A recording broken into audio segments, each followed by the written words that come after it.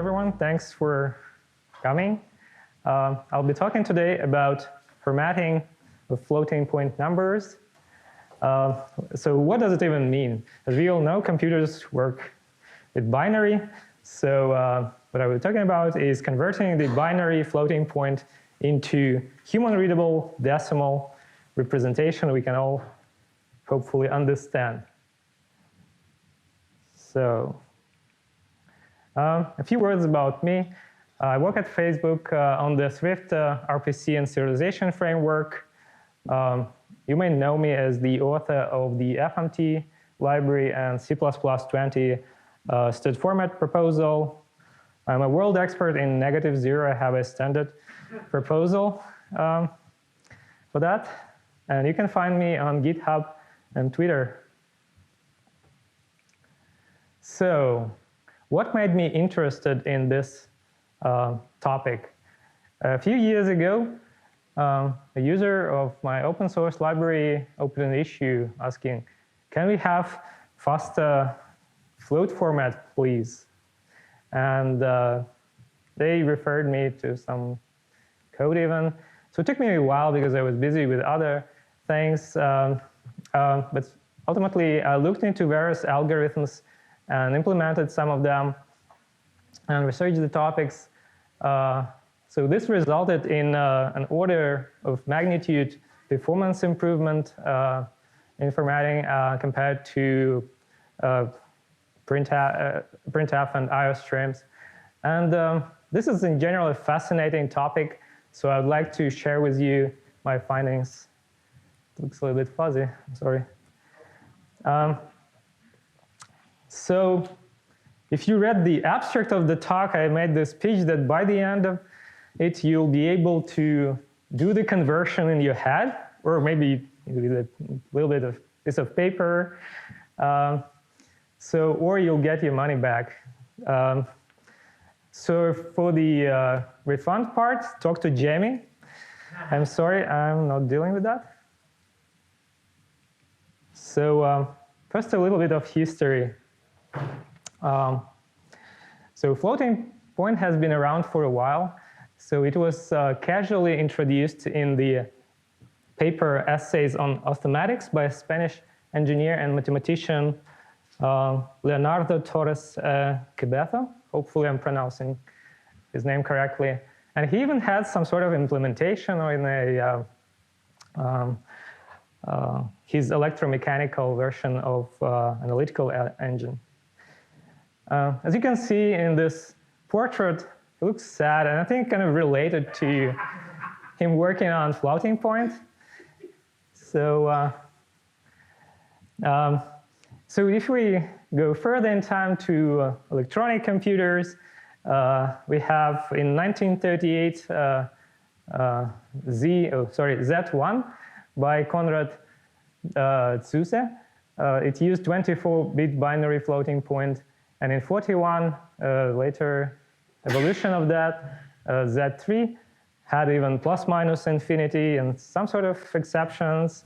And then in 1954, we had mass-produced ABM 704 with biased exponent, basically floating point in the form familiar to what we have today, familiar to us. So what about I/O? So around the same time when this IBM 704 was introduced, we have, of course, Fortran, and it already had formatted floating point in 50s. And you can see here in this little code snippet a sort of format specification for formatting a floating point number. Similarly, in C, in 78, the Kernighan and Ritchie, even pre-standard version of C, we had Printf with format specifications for float and double. We're all familiar with. Interestingly, this code snippet compiles with modern compilers. Maybe there's a ton of warnings, but still. So floating point has been around for a while. We were able to do this from 50s to format these numbers. So it seems like a solved problem, yes. So that's what I thought like maybe 10 years ago.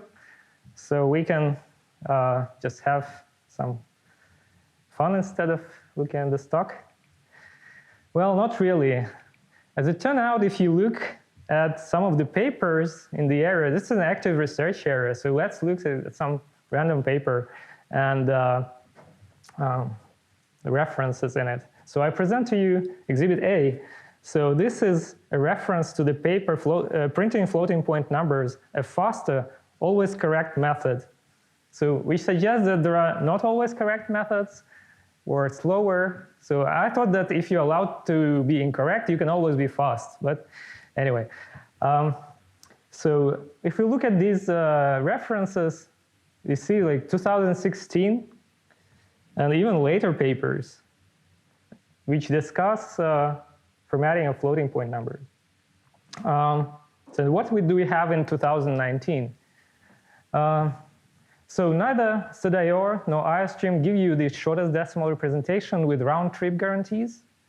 Performance has much to be desired, and it relies on global locale, leading to subtle bugs. For example, I had once a report for a French user which I couldn't reproduce, and it turned out they had a French locale with different representation of decimal separator. So it's all very sad. Also, if you go to Stackoverflow, which is a source of all our solution to all our software engineering problems, we can see questions like this: is floating point math broken? And they give this pretty reasonable expression: 0.1 plus 0.2 equal to 0.3, and it says false. But you can print it out and you see that there's something going on. So it's not unreasonable to get false here, because these are different numbers. So why do these inaccuracies happen, asks the author of this question. And you see it's language agnostic, not specific to JavaScript or whatever is here. There is even a website called 0.3. I'll let you count the number of zeros and report back. So obviously floating point math is not broken, otherwise we would be in trouble. But it's tricky. What's broken is the formatting defaults in many languages, including C and C++. Maybe broken is a strong word. They're suboptimal, let's say. Here's another example. So that was in some unknown language. This we can now understand. This is C++. So we add 0.1 plus 0.2. Does it equal to 0.3? We ask this question. And it says 0.3 equals 0.3 is false, which makes no sense to me. But your mileage may vary. So this brings us to the question, what are the desired properties of the formatting algorithm?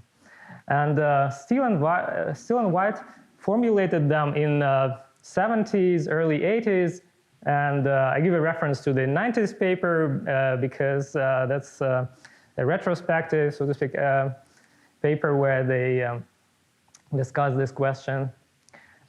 But the work has been done in 70s and 80s. So there are basically 4 properties, of which 3 make sense nowadays, survive to our days. So the first property is no information loss. This sounds reasonable. Then we want shortest output, provided that we don't lose any information. Shorter seems nicer. And correct routing, because correct is better than incorrect, I guess. And the last property that they mentioned is left-to-right generation of output, which is kind of irrelevant with buffering, unless you're writing to a tape drive. I don't know how many of you do this. So I'll refer to these 3 properties here with a unicorn symbol, just not to repeat them. So this is our unicorn algorithm, or that we are seeking for. And in more So diving in more details into these properties. So we want no information loss. So basically we want round trip guarantee. So we write something, then read the thing back, and we want to get the same value. Seems a no-brainer. But unfortunately, most libraries and functions, at least in the standard, don't provide this property unless you explicitly specify the precision. For example, so this is the case in C, C++, IOStreams, toString, even in Python until version 3. So for example, here, if we do sprintf pass 1 divided by 3 in floating point, so and read the value back, so we see that there was some loss because by default sprintf uses precision of 6. It seems completely arbitrary. So what we want instead is some hypothetical format function where you pass the same number and read it back again, and you get the same value. So how much digits, let's say you don't have this property, how much digits is enough to get this property? Because you can specify the precision yourself. So 7 digits, as it turned out, is enough for IEEE double precision number. And this is has been known for a long time in this paper by David Matula. So you do the math, it's pretty simple, 17. And you can do the same for other floating point types. The second property is generating shortest output. So we want the number of digits in the output to be as small as possible, satisfying other kind of criteria that we have. So because it is easy to satisfy the round trip property, as I said, by printing unnecessary garbage digits. For example, here we pass this 17 precision of 17, print 0.1, and we get this basically noise. Instead, we want to pass 0.1 and print 0.1, provided that it uniquely identifies the number, the binary floating point number that we want. So the third one is more subtle. We want correct rounding, or basically we want the output to be as close to the input as possible, and do the correct rounding if the value is kind of in between the two nearby floating point representations. And interestingly, most implementations have correct rounding, but there are some bugs in MSVC up until 2015. There's some interesting links that you might want to look at. So how does this work? Just a brief reminder, I'm sure most of you know how IEEE 754 binary floating point representation works, but to be on the same page, so the bit layout is as follows. You have a sign, single bit for sign, then exponent, and then a fraction, and there are 4 cases.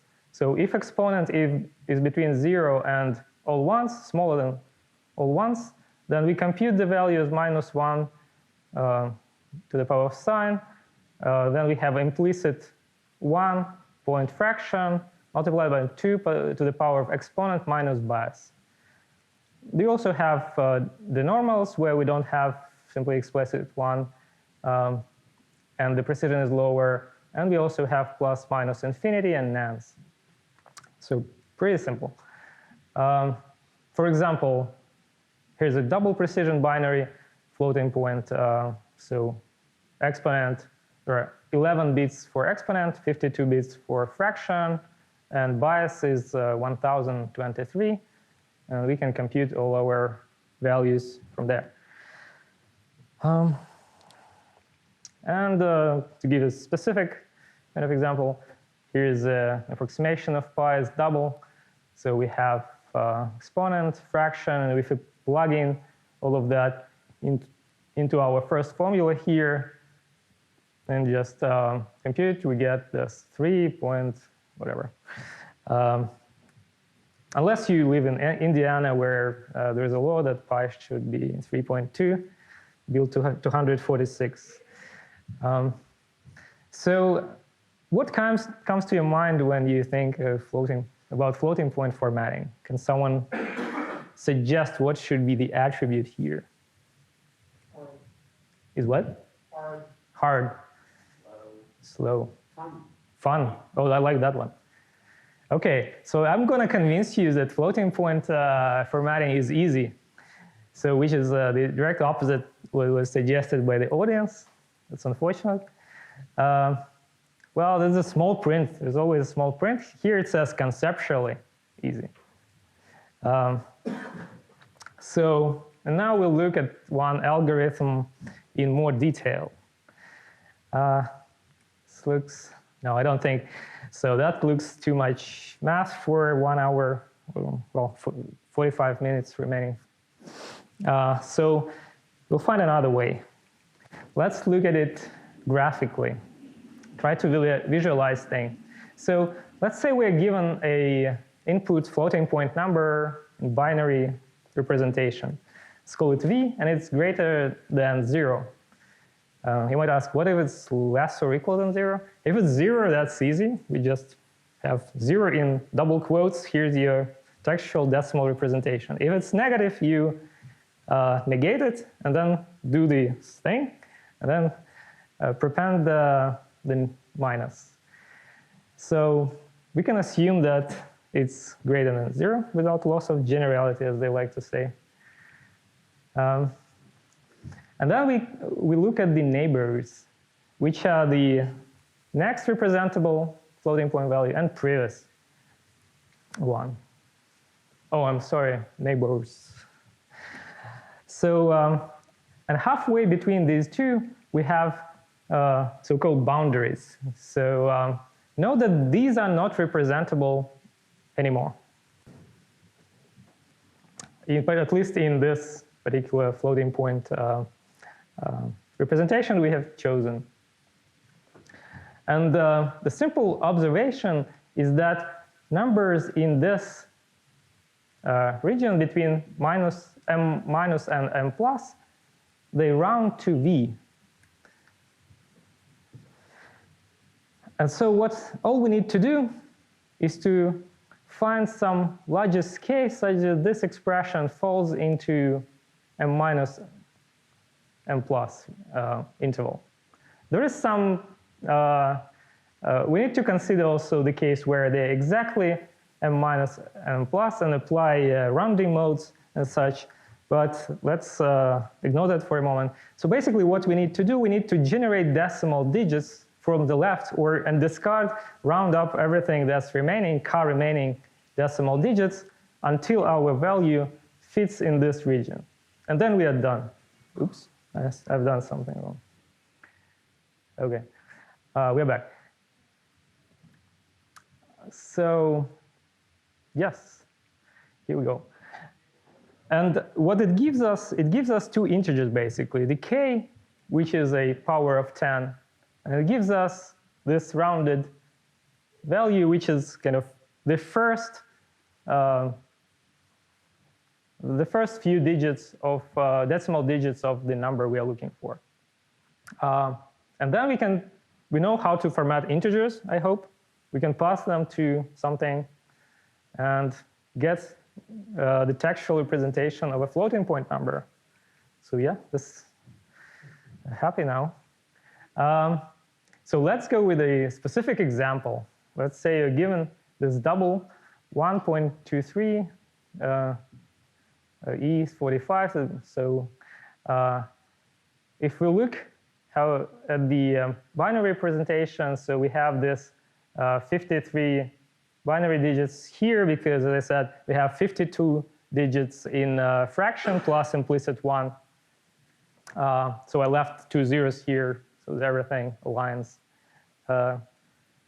Multiplied by 2 to the power of 97. So this is our binary representation of that number.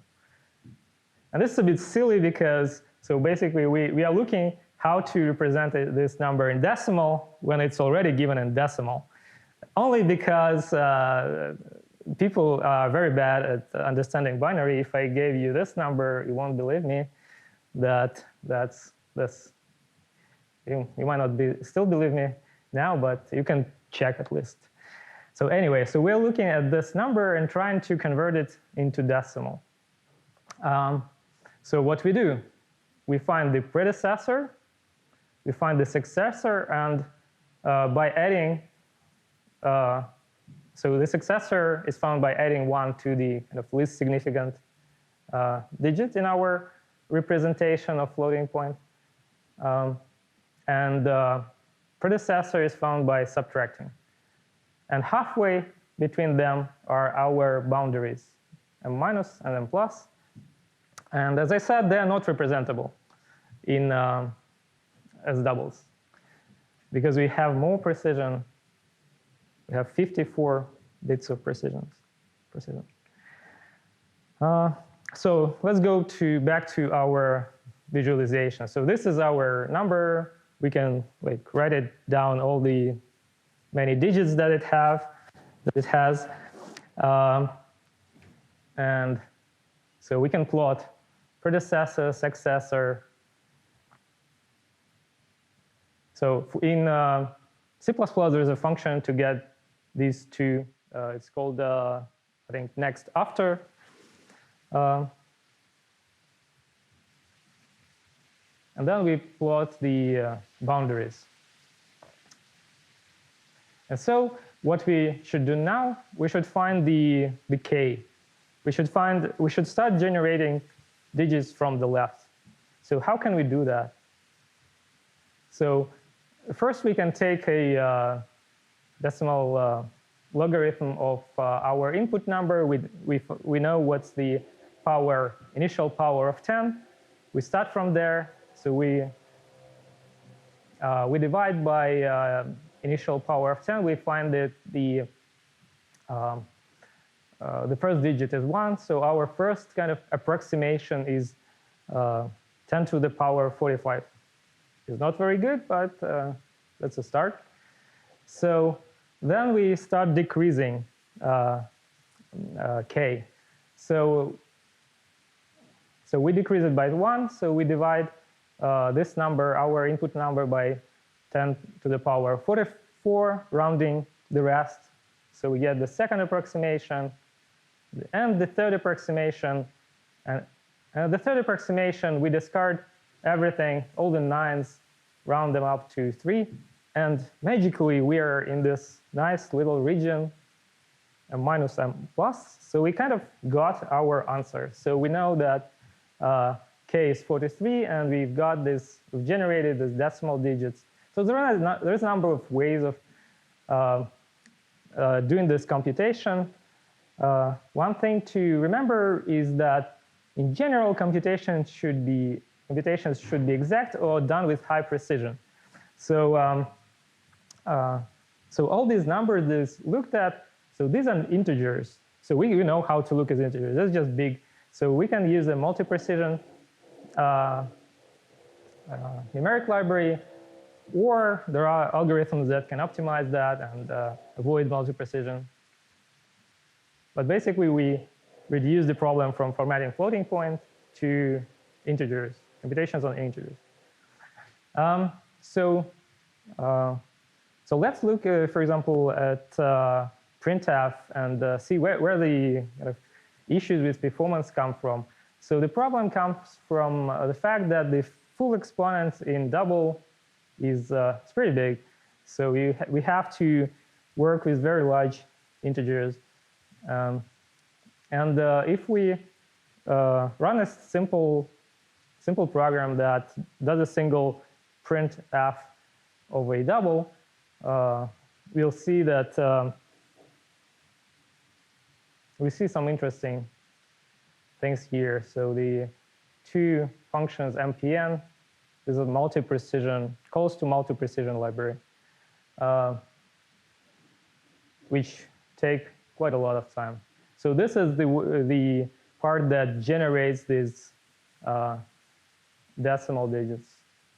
Also, I like this function, hack digits.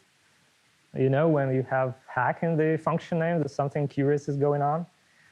Anyway, and so there's a number of algorithms that have been developed since 70s that do this floating point conversion or formatting. So one of the first and probably the most famous is a family of algorithms developed in 70s and 80s in the same paper that I quoted earlier by Steele and White. This family of algorithms is called Dragon. So they have they basically have the same idea of tracking boundaries that I described earlier, except that M1 and M minus and M plus are not values. They are tracking differences between these boundaries and V. And use successive division and modulo to generate digits. So I think the clicker stopped working. And Dragon 2 works with floating point arithmetic and is imprecise. And Dragon 4 uses multi-precision arithmetic for scaling by powers of 10.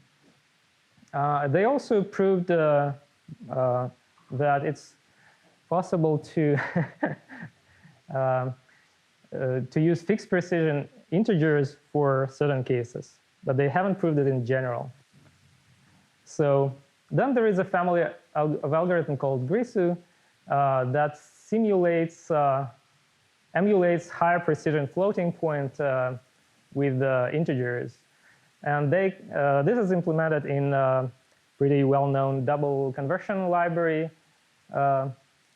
And it works in most of the cases, but occasionally it needs to fall back to something different, like Dragon. And there is a Ryu algorithm, which is a very recent development. So it is interesting because there is a nice theoretical result that it's enough to have like for IEEE double floating point that guarantees the good worst case. So you can always do just the fixed precision integer computations, and you need large pre-computed tables for scaling. So what's going on in C++? Can we get these nice features? So in C++ 17, we finally got charconf, at least in the standard, if not in the implementations yet. So it provides low-level formatting and parsing primitives such as to-chars and from-chars. And here, the default is our nice unicorn algorithm, which gives you shortest representation with correct rounding and round-trip guarantees.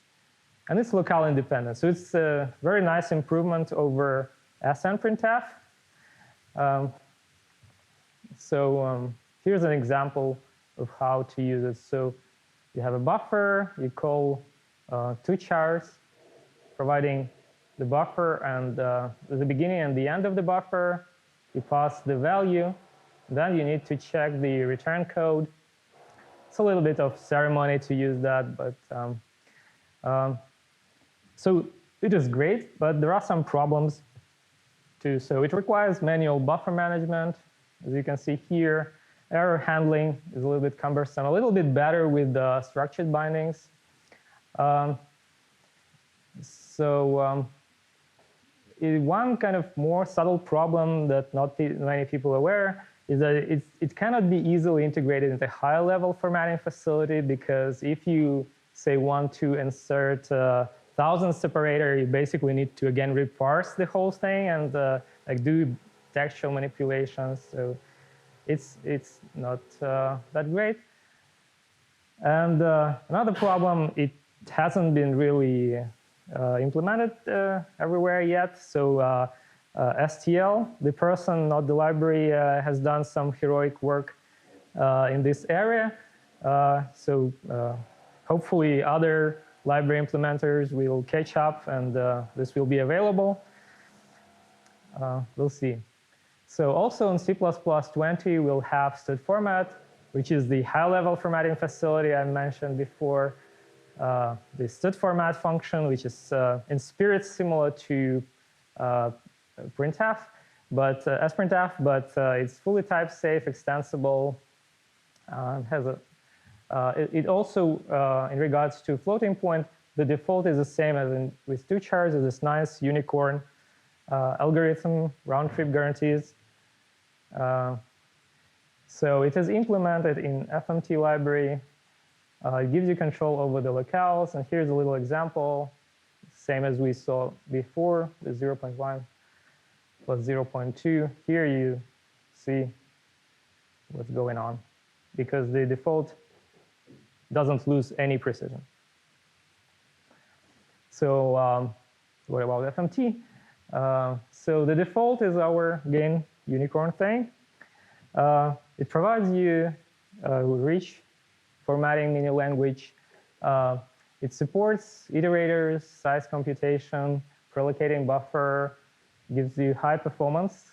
You can completely avoid the dynamic memory allocations. I'll show you example in a moment. Gives you locale control. So unlike the two chars, which is always locale independent, here the default is locale independent, but you can opt in into locale specific behavior by passing format specifiers and possibly passing a locale as well. And it's very portable. It requires only a small subset of C++11. So it works on pretty much anything that considers itself a C++ compiler. So what about round trip? Here's another example. So this is now a complete kind of usage example. So we have this number here, and we pass it to format. So to those of you who are not familiar, so the format string syntax, unlike Printf, uses Python formatted curly braces with format specifiers passed after the colon. Here we just want the default bit, so we just pass the curlies. So we construct a string here from our number, then we do the conversion back, and we get the same value, no precision loss, so everything nice. So what about the locale? So locale independence by default is a very important property because, as I said, in many cases, you do not want to change the output format based on the global kind of variable.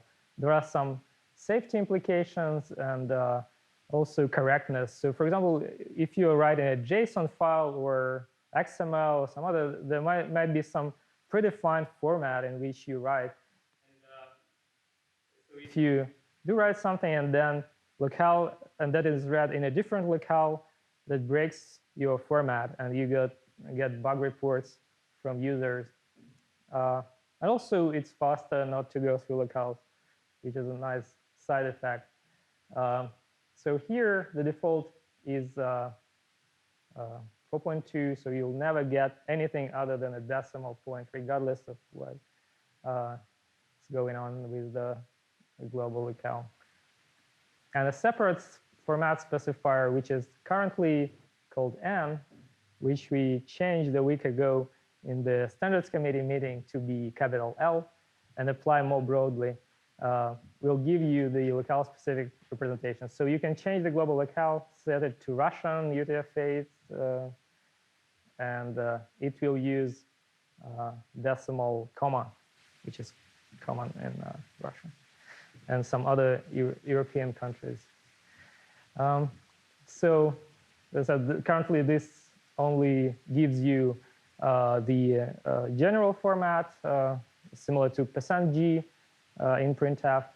We changed, we discussed it in our standards committee meeting last week and changed it to capital L and made it a modifier so that it can now apply to all the floating point format specifiers E, F, G, and the default. So you can get all the nice features and opt in into locale support consistently. So what about the rich mini language I was talking about? So let me give you an example. So here we have a call to FMT print, which is a function similar to printf that writes the formats and writes the output to std out. Or you can pass here as a first argument a file, a IOStream. And this argument here, the string is a format string, and then you pass arbitrary number of format arguments. Here we have just a single floating point number. So let's unpack what's going on here. This is quite very jaxy, scary looking thing. And it's not completely compatible with printf. So the first character here is a fill character. So if you want to pad your number or argument with some characters, this is how you provide those. The second character is an alignment. So the caret means you want center alignment within the space that you specify later. So caret means center. Less means left alignment, greater means right alignment. Then we have width, which is an integer number. Then we have precision. Should have highlighted with red the dot here as well. And finally, we have presentation. Some people, and even I think FMT documentation, unfortunately refers to this as type. There is a big distinction here because type safe formatting function doesn't actually need you to say what type it is, which is a power of this. It's a great simplification compared to sprintf. In sprintf, you had to say, oh, this is not an integer, it's a short integer, or this is unsigned integer. In here, you just need to say, you don't need to say anything by default unless you want to change the presentation of the value. And it has nothing to do with types. So f here doesn't mean float, it means a fixed format. So now that we understand what all of the components are, we can even say it in plain English. So what we want is actually, we want to format 1.2345 in the fixed form. This is what f says, rounded to 2 digits after the decimal point, and pad it with asterisks up to 10 characters aligned to the center. And here is the output. So note that you cannot easily get this sort of output with printf because first, it doesn't have a fill character. It only supports second, it doesn't have center alignment. So this syntax is way more expressive.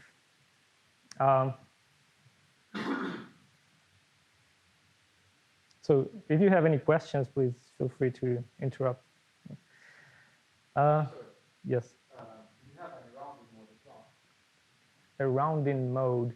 No, there is no way to specify a rounding mode to the formatting function, so it always uses round to nearest even.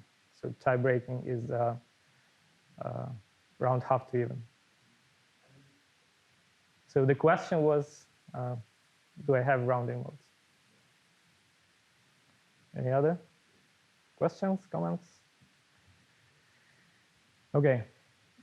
So also we can completely avoid dynamic memory allocation. So the nice feature of toString is that it can be fast. It doesn't say that it has to be fast, but hopefully all the implementers will do the right thing and it will be fast, and it will have 0 memory allocations. The same can be done with the FMT formatting functions. So not only that, but you don't even need to pass to pre-allocate the buffer yourself, because that's a bit complicated. Do you know what's the? It requires in general for you to know the representation of floating point number, or you just have to over-allocate and hope for the best. So, and if you over-allocate, then 2 chars will print, and then you need to truncate the result, and so you might need an extra copy if you want just to store the string representation of your floating point in some member variable of type string, and you don't want like this extra pre-allocated space to be there. So here's an example. So of how we can avoid dynamic memory allocation. So we create a memory buffer, which is a buffer that is allocated on stack. There's some fixed part of it, and if it grows beyond that inline space, it will just dynamically grow. And we can pass it to format2 function, the buffer. Say we want to format this number, and it will write to the buffer, and you can access the results through data and size, kind of string view-like interface, and you can convert to string view. And so no allocations, very fast. And as I said, you can also write directly into a string. So to do that, oops, sorry. To do that, you just need to pass an iterator, a back insert iterator, into a format2 function. And note that what will this function do? It will know exactly how much space it needs, allocate this, resize the string, write to it once, and that's done. That's it. So no need to extra copy, no awkward error handling. So now let's go to our benchmark. Since I mentioned that it has been implemented, it's very fast. This is apples versus oranges, and I'll clarify why. So what we are comparing here is the performance for the default round-trip representation. So this is the default for format, but unfortunately, Printf and iostreams don't have this as a default, so we have to kind of hack it and pass explicitly the precision, so it kind of penalizes these methods a little bit. That's why it's apples to oranges. Yes? These in typical cases, are there soundtrack workspaces that are slower? So the question is, are these typical cases or not? So this benchmark just randomly generates numbers, and then it has this mode where it kind of truncates decimal digits, so it can give you. But I didn't report what the performance of depending on the output length. So these are just randomly generated. I don't know whether they're typical or not, but yeah, there are some other benchmarks that yeah, it's hard to say. Just randomly generated stuff. Could you give an example of special case, like the normals or something? Yeah, this might include the normals as well. Yeah.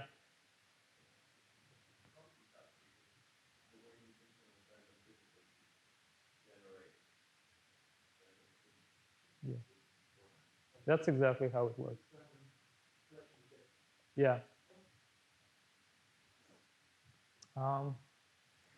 So we have here 5 methods and some kind of baseline that does nothing called null.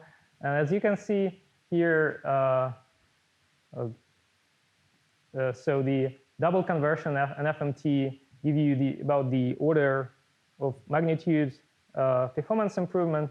Note that they are very similar. And this is not a coincidence because they basically implement the same algorithm.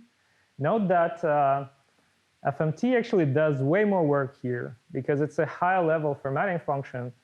So unlike double conversion is basically D to A. You give it a floating point number and it gives you a string representation. It doesn't do any alignment or format string parsing. So there is a bunch of overhead here that that is going on and can be minimized. I didn't spend much time on it yet. But even despite all of this, you can see that FMT is slightly faster than double conversion and way much faster than Printf or IO streams. So here's more apple to oranges. So so actual numbers. So if we compare everything to O-string stream, you can see that both double conversion and FMT about 14 times faster right now. These tests have been done on macOS, compiled with a recent version of Clang. So the times here, we go down from a microsecond plus something to just under 100 nanoseconds. There is a lot of room for improvement here because so far I basically took I made the naive implementation of algorithm taken from the paper. So FMT implements Grizzle and falls back to Dragon algorithm. So another kind of algorithmic improvement that can be done is to possibly look into Ryu, or there are other ways to optimize the implementation. Okay, I'll lose a question now. I'm just curious, if you were formatting, say, 4 double division 30-point numbers in a single string, right, is format capable of implementing the two-string conversion included in the architecture with that? So the question is, if we were to format 4 floating point numbers in the same stream, can we use SIMD?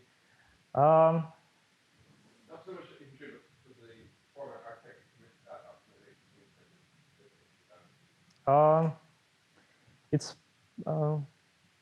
I think it will be complicated to do because right now all the arguments are processed separately. It would be hard to kind of get them into one place and parallelize.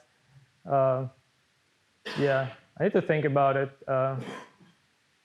Might be doable, but there will be some kind of setup kind of work to do that might add overhead for cases where you don't do that, and it's unclear to me.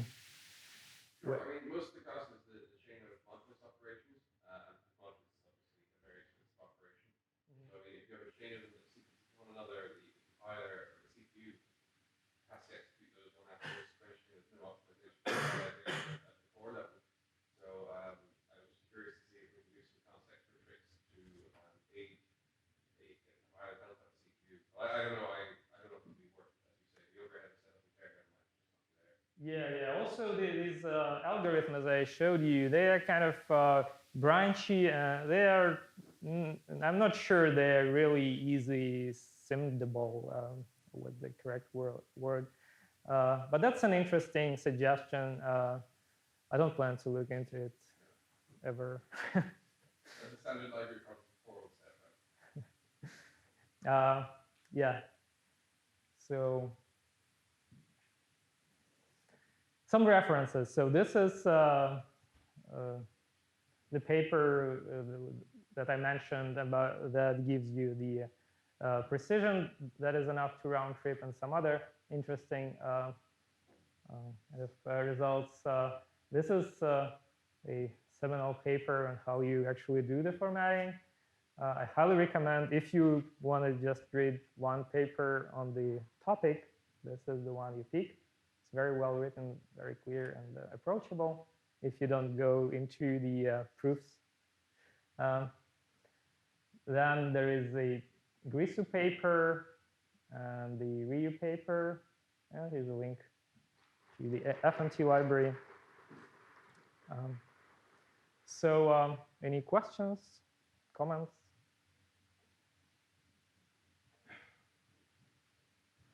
Yes.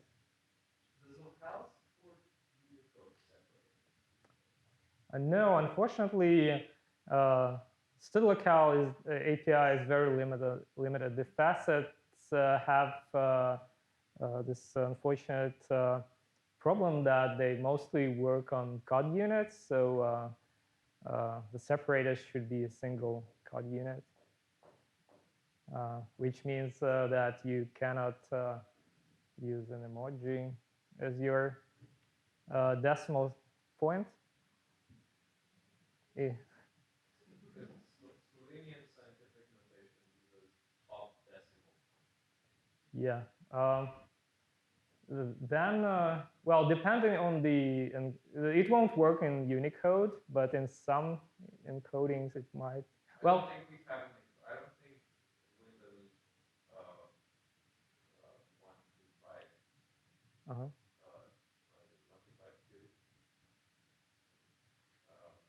has a top top decimal. It's a weird separator. Yeah, it might work on Windows with WHRT if it fits into one kind of code unit, UTF-16 code unit. Yes, we should definitely fix that. Good luck.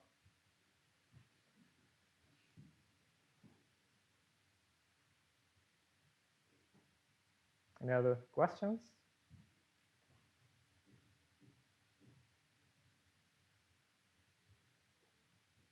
Yes. This isn't really related to the talk, but now that the command library is in C++20, do you expect the standard library implementers to re-implement it? Or do you expect them to just take your implementation? So the question is, now that stat format is in 20, do I expect implementers to re-implement everything or take the format library, FMT library? Maybe we should ask implementers? I would expect at least one of the implementers to implement it from the spec, because otherwise, how do you know if the spec's right? Yes, that's a good point. And there are subtle differences between the library and the specs. So they're mostly compatible, but library is a super set, so to speak, of the spec. And there are minor differences. Yeah, but hopefully they at least can benefit from existence of implementation that has been there for a while and has been thoroughly tested and used in the wild.